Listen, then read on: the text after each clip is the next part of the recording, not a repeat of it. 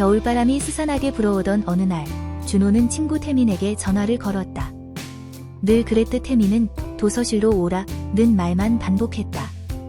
하지만 준호가 잘 아는 그 도서실은 사실 책들이 빽빽하게 꽂힌 도서관이 아니었다. 각자가 문제집과 책보다리를 들고 들어와 묵묵히 시간을 보내는 독서실에 가까웠다. 공간은 답답하고 공기마저 눌려 있었다. 준호는 속으로 차라리 고시원이라 부르는 게 맞을지도 모르겠다고 생각했다. 그래도 태민을 위로할 겸 가끔은 술잔이라도 기울일 겸 찾아가곤 했다. 자신은 어찌어찌 운이 좋아 대기업에 들어갔지만 태민은 번번이 시험에 떨어지고 합격한 중소기업 자리마저 마다하며 다시 시험에 매달리고 있었다. 준호는 친구가 안쓰러우면서도 어딘가 부러움 섞인 시선으로 자신을 바라보는 그 마음을 알고 있었다. 독서실 풍경은 늘 비슷했다. 책상 위에 책을 쌓아두고는 고개를 묶고 자는 이들이 대부분이었다. 남자석과 여자석은 유리창으로 구분되어 있어 서로의 모습이 어렴풋이 보였다. 하지만 여자석도 다르지 않았다. 모두가 졸음과 씨름하고 있었고 꿈을 향한 열정은 찾기 어려웠다. 야, 코에 책 받고 자면 책이 머리로 기어 들어가냐? 준호가 잠든 태민을 깨우며 말했다. 태민은 잠결에 눈을 비비고는 기다렸다는 듯이 따라 나섰다. 두 사람은 독서실을 나와 육교 및 작은 포장마차로 향했다. 허름한 천막집은 추위를 막아주는 오아시스 같았다. 그곳에는 늘 활기찬 입담으로 손님을 맞는 주인 정숙 아주머니가 있었고 그녀의 딸 서연이 묵묵히 일을 거들고 있었다. 서연은 말수가 적었지만 포장마차의 공기를 바꾸는 힘을 가지고 있었다. 사람들은 술과 안주보다 그저 서연이 웃으며 서빙하는 모습에 끌려오는 듯했다. 정숙은 늘 딸의 앞날을 걱정했다. 가난한 형편 때문에 서연은 대학 진학을 포기하고 엄마 일을 돕고 있었지만 아주머니는 가끔 우리 애도 공부 좀 더 시켜야 하지 않겠냐고 한숨을 내쉬곤 했다. 준호는 가볍게 말했다. 며칠 정도 제가 가르쳐 볼게요. 실력을 좀 보고 방향을 잡으면 되잖아요. 그 말에 서연의 눈빛이 달라졌다. 꺼져가던 등불이 다시금 타오르는 듯한 빛이었다. 준호는 순간 자신이 무언가 새로운 일을 시작하게 되었다는 것을 느꼈다. 단순히 포장마차 손님과 주인딸로만 마주쳤던 서연이 이제는 전혀 다른 존재로 다가오고 있었다. 하지만 그 무렵 준호는 독서실에서 불편한 인물을 보게 된다. 관리인 상구였다. 사람들은 그를 기도형이라고 불렀지만 그 별명은 아이러니에 가까웠다. 그는 기도보다는 음습한 농담을 즐겨 했고 권위적인 태도로 사람들을 다루는 인물이었다. 준호는 우연히 상구와 태민의 대화를 엿듣게 된다. 상구는 서연을 두고 저속한 농담을 늘어놓았다. 그 애, 다들 알잖냐? 라는 식의 말이었다. 순간 준호의 마음속에 서늘한 바람이 불었다. 포장마차에서 묵묵히 엄마 일을 돕던 서연의 순수한 얼굴과 상구의 음험한 입술이 겹쳐졌다. 현실은 언제나 순수와 추악이 나란히 걸어가는 법이었다. 그날 밤 준호는 스스로 다짐했다. 몇 번만이라도 가르쳐보자. 서연이 정말 공부할 의지가 있다면 길을 잡을 수 있도록 도와주자. 퇴근 후의 시간은 늘 분주했다. 회사에서 맡은 일은 아직 서툴렀지만 준호의 머릿속은 이미 시계의 바늘을 따라 저녁으로 달려가 있었다. 서연과의 첫 과외 시간이 기다리고 있었기 때문이다. 포장마차에 들른 준호는 정숙 아주머니에게 인사를 건네고 서연과 함께 그녀의 집으로 향했다. 좁고 소박한 집이었지만 반듯하게 정리된 세간과 깔끔한 방은 사는 이들의 성실함을 드러내고 있었다. 서연은 작은 밥상 위에 문제집을 펼쳐놓고 앉았다. 수학은 많이 어렵죠? 네, 숫자만 봐도 머리가 아파요. 준호는 차근차근 문제를 풀어가며 설명을 이어갔다.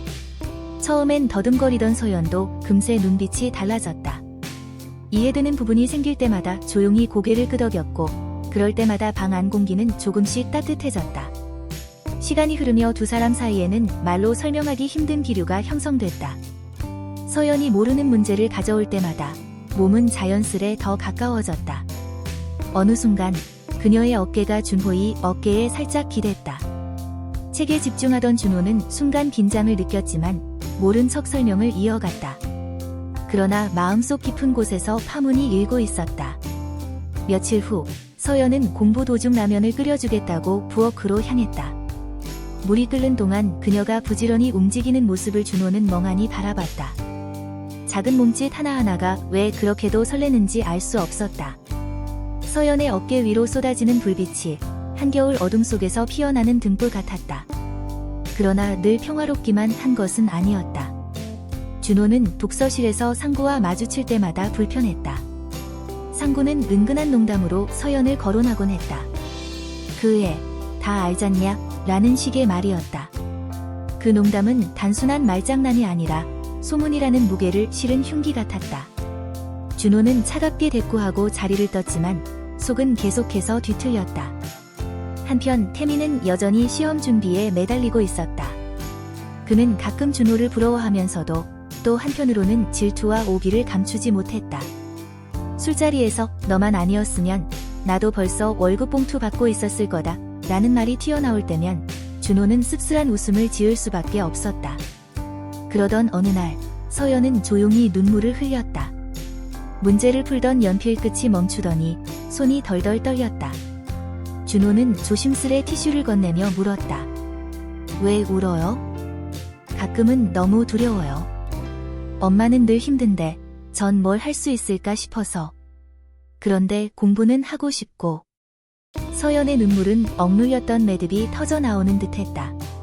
준호는 그녀를 안으며 한참을 다독였다. 그 순간 두 사람 사이에는 말로 설명할 수 없는 무언가가 생겨났다.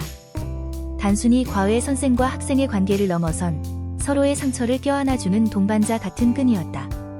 준호 오빠, 저 사실 꿈이 있어요. 무슨 꿈인데요? 선생님이 되는 거요. 아이들에게 희망을 심어주고 싶어요. 저처럼 흔들리는 애들한테 세상은 다르게 살 수 있다고 말해주고 싶어요. 준호는 놀랐다. 서연의 목소리에는 단순한 소망이 아닌 분명한 결심이 담겨 있었다. 그는 대답 대신 고개를 끄덕였다. 마음속 어딘가가 울렸다. 그날 밤 준호는 집으로 돌아와도 쉽게 잠들지 못했다. 상구가 뱉던 음습한 말들과 서연의 눈물, 그리고 그녀가 밝히던 꿈이 뒤엉켜 머릿속을 맴돌았다. 그는 깨달았다.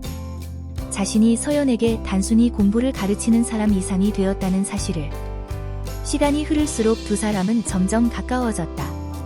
서연은 종일 독서실에서 공부하다가 풀리지 않는 문제만 모아 준호에게 물었다. 준호는 그녀의 눈빛 속에서 점점 더 강해지는 의지를 읽었다. 그녀는 더 이상 단순한 포장마차의 딸이 아니었다. 자신만의 길을 향해 걷기 시작한 사람이었다. 그러나 세상의 그림자는 여전히 짙었다. 상구는 끊임없이 서연을 향한 농담을 흘렸다. 준호는 속으로 분노했지만 그 말들이 서연의 귀에 들어가 상처가 될까 두려웠다. 겨울은 깊어가고 있었다. 포장마차의 불빛은 더욱 따뜻했지만 바깥바람은 매섭게 차가웠다. 준호는 서연과 나란히 걸으며 속으로 다짐했다. 이 길을 끝까지 함께 걸어가야 한다. 겨울은 끝없이 이어질 듯 차가웠다. 그러나 서연의 눈빛 속에는 분명 봄의 기운이 깃들어 있었다.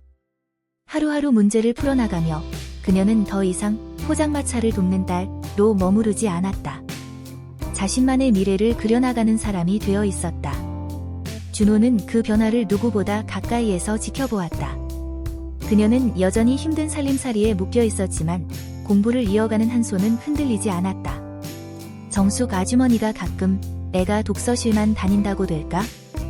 학원도 보내야 하는 거 아냐? 라며 한숨을 내쉴 때마다 준호는 차분히 말했다. 이미 방향을 잡았으니 괜찮아요. 이제는 누가 잡아주느냐가 아니라 본인이 어디까지 걸어갈 수 있느냐의 문제예요. 그 말에 정숙은 잠시 말이 없었고 서연은 고개를 들어 환하게 웃었다. 그 웃음 속에서 준호는 결심을 더욱 굳혔다. 하지만 세상의 그림자는 여전히 짙게 드리워져 있었다. 상구는 여전히 독서실 한 구석에 자리 잡고 있었고 그의 시선은 음울하게 서연을 따라다녔다. 어느 날 포장마차에서 준호와 마주친 상구는 서연을 두고 또다시 불쾌한 농담을 내뱉었다. 그 애 참 괜찮더라. 근데 너도 알지 않냐? 여기서 모르는 놈이 어딨어? 순간 포장마차 공기가 얼어붙었다. 정숙은 눈살을 찌푸렸고 서연은 아무 말도 하지 않았지만 입술을 꼭 깨물었다. 준호는 더 이상 침묵할 수 없었다. 형, 그만하세요. 서연 씨는 그런 소리 들을 사람이 아니에요. 상구는 비웃듯 술잔을 들었다. 그러나 그날 이후 그는 서연 앞에서 농담을 함부로 뱉지 못했다. 준호가 드러낸 단호한 태도가 경계심을 불러일으킨 것이다. 작은 충돌이었지만 그 순간 준호는 깨달았다. 서연을 지키려는 책임이 자신에게 있다는 것을. 시간은 흘러 어느덧 봄 기운이 스며들었다. 아직 바람은 차가웠지만 매서운 겨울처럼 살을 애지는 느낌은 사라졌다. 서연은 하루가 다르게 달라지고 있었다. 눈빛은 또렷했고 목소리에는 자신감이 묻어났다. 준호 오빠, 있잖아요. 전 이제 두렵지 않아요. 예전에는 포기하고 엄마 옆에만 있어야 한다고 생각했는데 공부를 하면서 알았어요.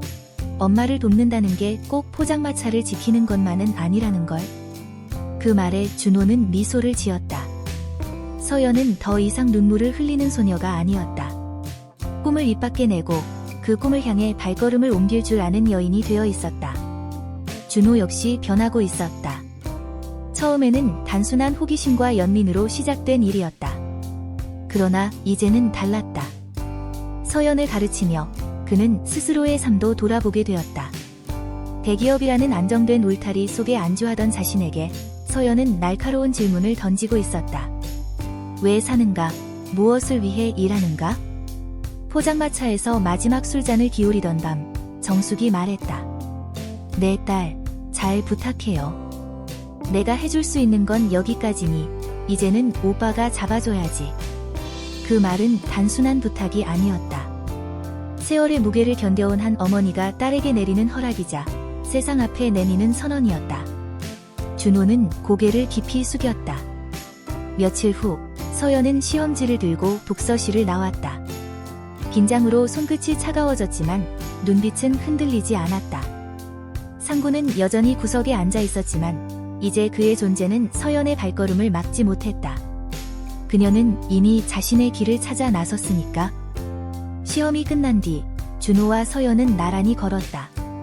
시장길을 따라 이어지는 길은 오래도록 함께 걷던 골목이었지만 그날만큼은 전혀 다른 길처럼 보였다. 서연아. 네. 앞으로 무슨 일이 있더라도 내가 원하는 길을 가, 그 길에 내가 같이 있을 거야. 서연은 조용히 웃었다. 그 웃음 속에는 두려움 대신 확신이 자리 잡고 있었다. 겨울은 분명 길고 차가웠다. 하지만 그 속에서도 봄은 스며들어 있었다. 두 사람의 발걸음은 아직 무겁고 앞날은 알 수 없었지만 최소한 하나는 분명했다. 이제 그들은 더 이상 혼자가 아니었다.